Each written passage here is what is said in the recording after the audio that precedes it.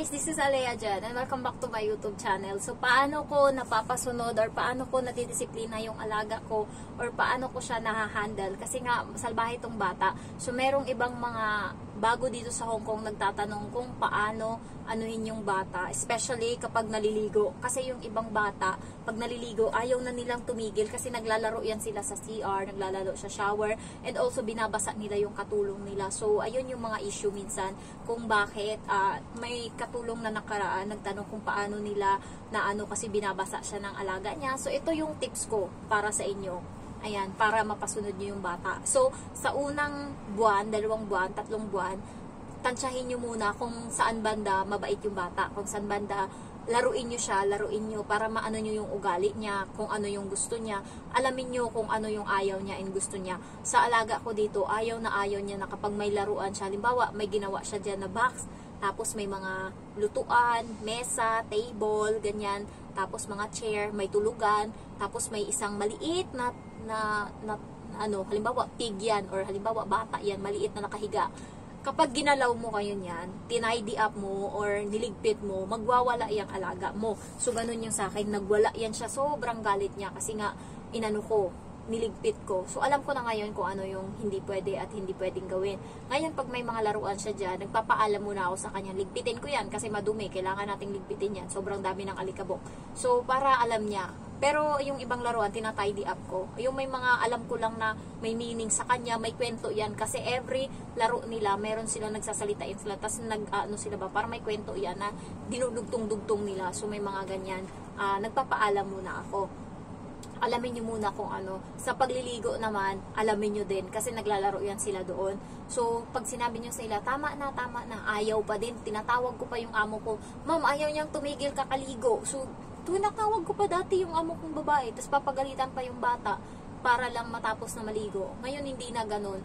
Ang ginagawa ko, pinapabayaan ko muna siya. Tapos sabihin ko, tama na, ayaw pa din.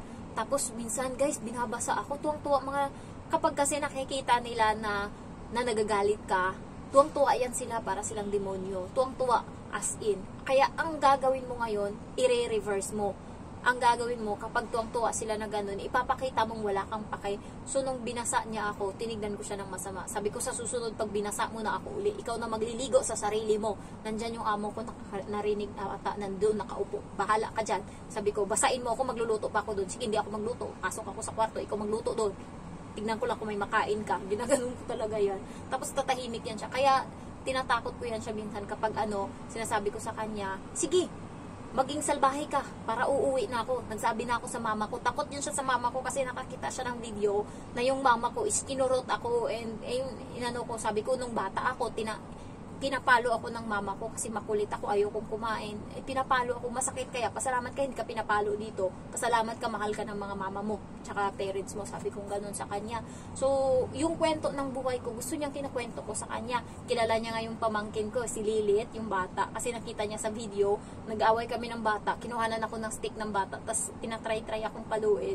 So, kilala niya yung kinukwento ko sa kanya yung buhay ko. Ayan. So, nakukuha ko yung loob niya sa pagkukwento ko. Ayan, basta samahan nyo ng laruin nyo sila, tapos samahan nyo ng konting pagmamahal. Kasi pag alam nilang mahal nyo sila, na yan, pero wag nyo i-spoil din. Isa din sa pinakamabisa guys, duraan nyo. Sabi ng lola ko, yung yung mga, pawis, isa daw yan sa pinaka-effective, kunin daw yung pawis, tas ilagay daw doon sa ipainom ata sa kanya. Yan yung gawin daw. So, hindi ko magawa-gawa. Yung ko naman, yung kapatid ko na nasa Middle East, yung kaibigan niya doon, sa sobrang galit doon sa amo niya, yung dugo talaga guys, as in, piniga yung dugo, pinainom sa matanda. Puta. Yung sa kapatid ko naman, dura naman sa sobrang galit niya. Alam niyo yung pinatimpla siya ng alaga niya ng gatas. Yung alaga niya 20 years old na, matanda na babae. So, ngayon, pinatimpla siya. Yun yung pinakasalbahe na parang may ginawa ata yun sa kanya. Basta, tinuturing talaga siyang katulong. Sinisigaw-sigawan daw siya. Sobrang galit niya. Pinatimpla siya ngayon ng gatas. Ang ginawa niya, sakto, may plema siya. Dinura niya talaga doon sa baso. Tapos niya, mag-ano din kayo, baka may CCTV sa inyo. So, ayun, ginawa niya, inano-ano niya, tapos ayun, ayan, sabi niya, pinakain ko yan pinainom ko yan ng ano ko, banlo, yung plema daw. Tapos alam niyo ba guys, binigyan siya ngayon ng ng maldita niya na alaga, ng bag galing dito sa Hong Kong. Yung halaga is 8,770 Hong Kong dollar. Ang ganda ng bag. Sabi ng alaga niya, sa'yo na lang yan kasi hindi ko gusto yung kulay. Ang ganda-ganda.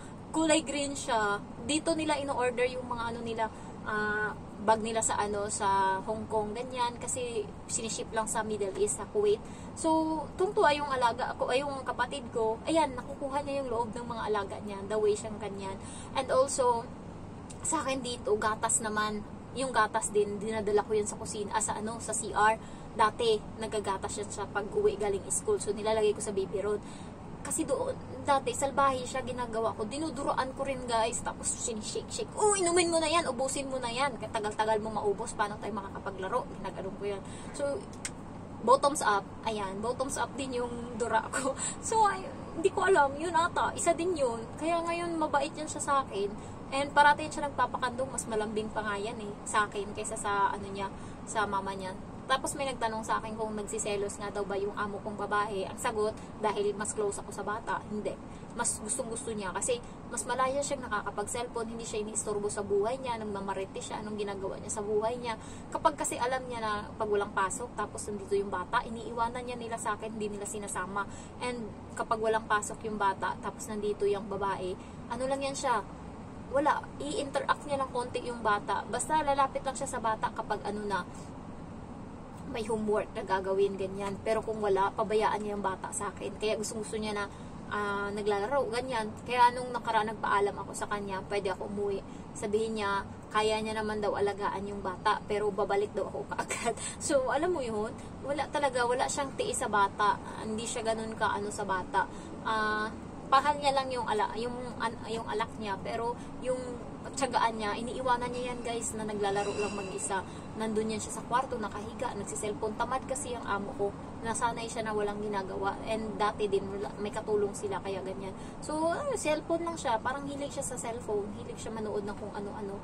Tapos, hindi siya nagsiselos, mas gusto niya nga minsan, kahapon, nagsisisigaw yung bata kasi nga pinapagalitan ng bata yung yung teddy bear kasi nga hindi niya makita-kita, kami, tapos lumabas yung nanay. Sabi niya, yan? Bakit galit yan? Sabi ko, wala ma'am, naglalaro kami. Tapos biglang sumigaw yung bata.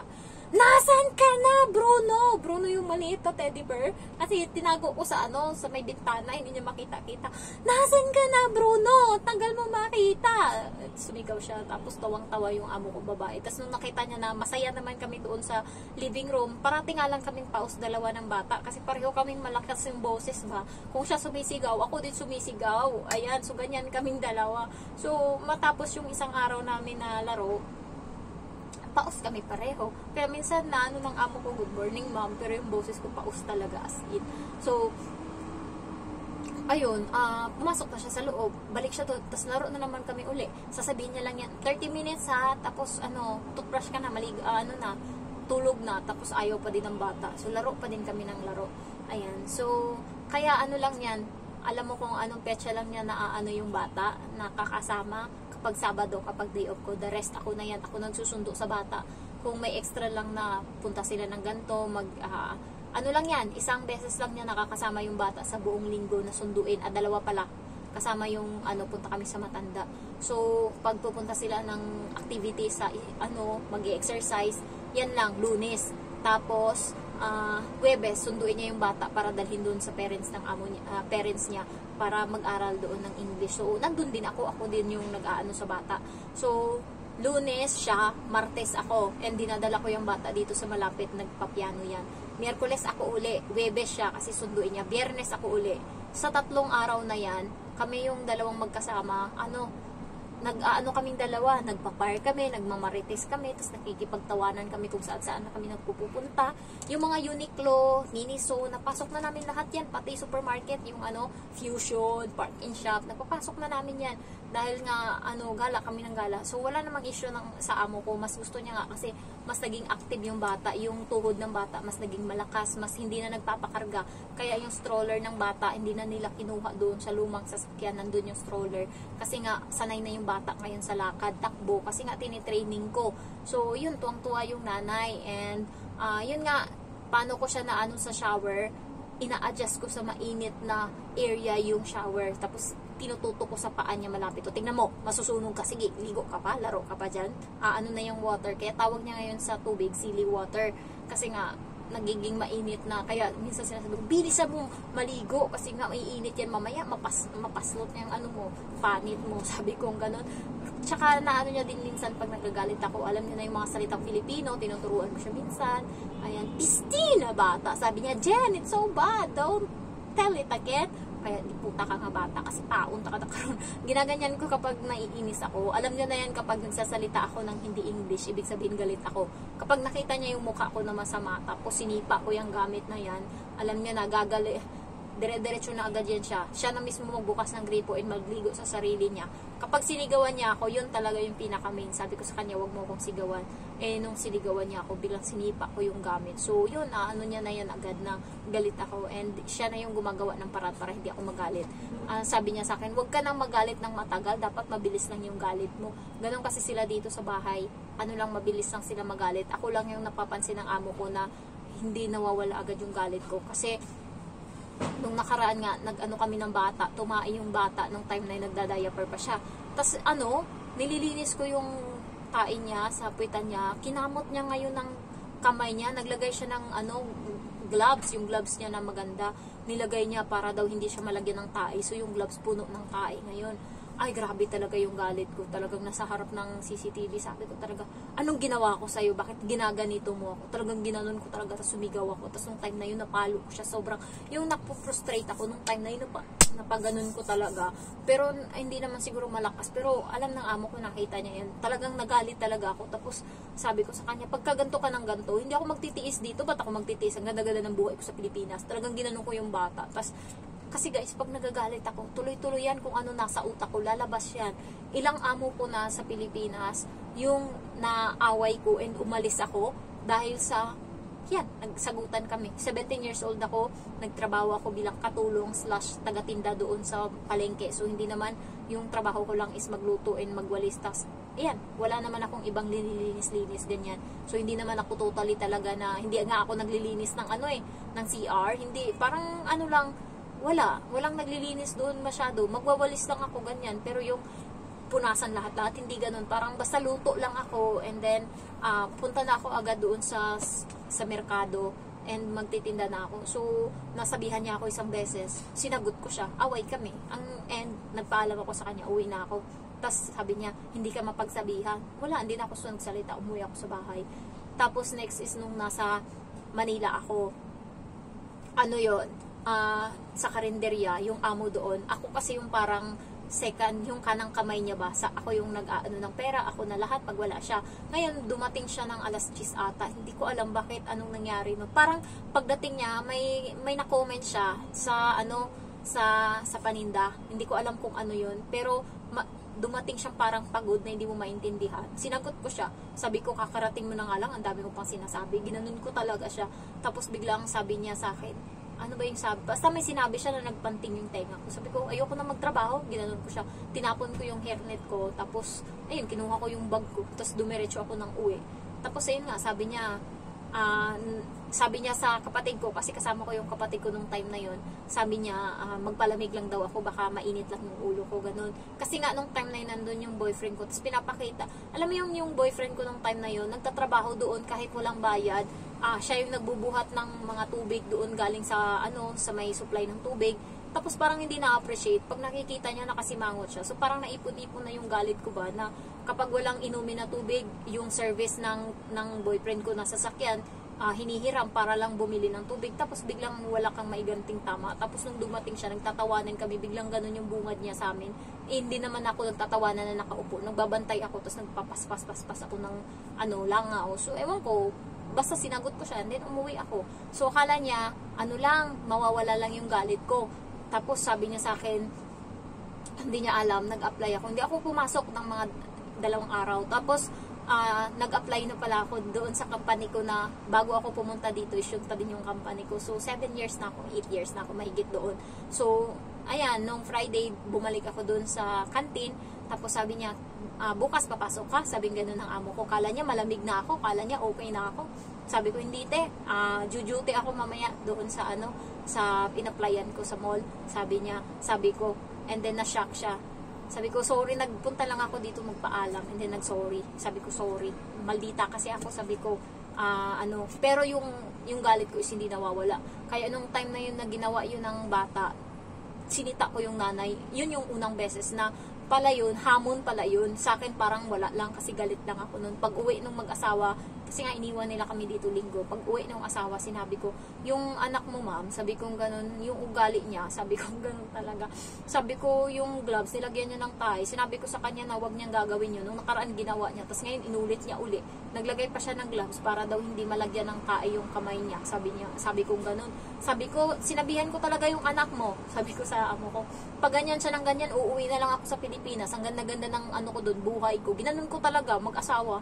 Tapos parang namula yung amo kong babae. Tapos parang, hindi ko maintindihan. Basta yung mukha ko, galit pa rin ako eh. Natulog yung bata, nagalit ako. Talagang pinagalitan ko yung bata, sobrang galit ko. Tapos yung mukha ko nung time na yung galit din. Hindi kasi nawawala agad yung galit ko. Yung kapatid ko, 4 years guys, hindi ko kinausap. Kahit sila na yung nagbababa ng pride, partida, mga matatanda yan sa akin. Pero, yun yung pinakaano ng mama ko na yung pride ko, hindi ko talaga maano. Tinatry ko pero hindi kaya. So, ang ginawa is, sabi ng nanay, nag-usap silang dalawa ng amo kong lalaki. Tapos, sabi ng nanay na kakausapin niya daw yung bata kinabukasan. Sabi niya, kakausapin na lang namin siya. Sabi niya ganun. Kasi sabi ko, pagka ganyan siya ng ganyan, uuwi na lang akong Pilipinas. Doon parang hamon na pala yung ganun. Pwede palang ma-terminate or pwedeng ganun kung pinatulan nila. So, basta sinabi ko, nung time na yun, galit ako.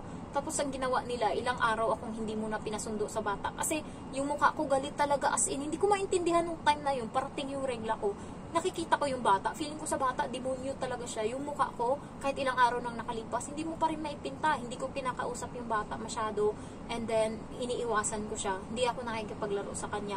Tapos, mga Friday yon sinabi ng nanay na, Jen, pwede mong sunduin si sabi niya ganun si Emma. Sabi niya gustong-gusto kanya kasi na na ikaw daw magsundo sa kanya. Sa isip-isip ko, ginagawa mong paraan para umano ako sa bata. Tapos tinanong ko yung bata pagdating doon. Nagsabi ka ba sa nanay mo na gusto mo na ako magsundo sa'yo? Sabi niya hindi. So, way lang yun ng nanay para mapalapit ako uli sa bata. Simula nun, inaano niya na yung bata. Kinausap niya yun yung bata nung time na yun, Lunes, kinausap niya. Tapos pinagalitan niya, sabi ko, ano sabi ng nanay mo sa'yo? Sabi niya, kinausap ako, ganun daw, wag ko daw gagawin uli, ganun. Kasi magagalit ka.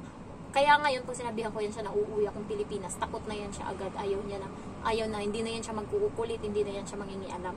So, ayun lang guys, kailangan makuha nyo muna yung loob ng bata, kailangan pasundin nyo muna kung ano yung gusto niya, yun muna yung gawin nyo. Pagka medyo alam nyo na kung saan kayo banda papasok, kung saan kayo banda pwedeng magdisiplina, gawin nyo.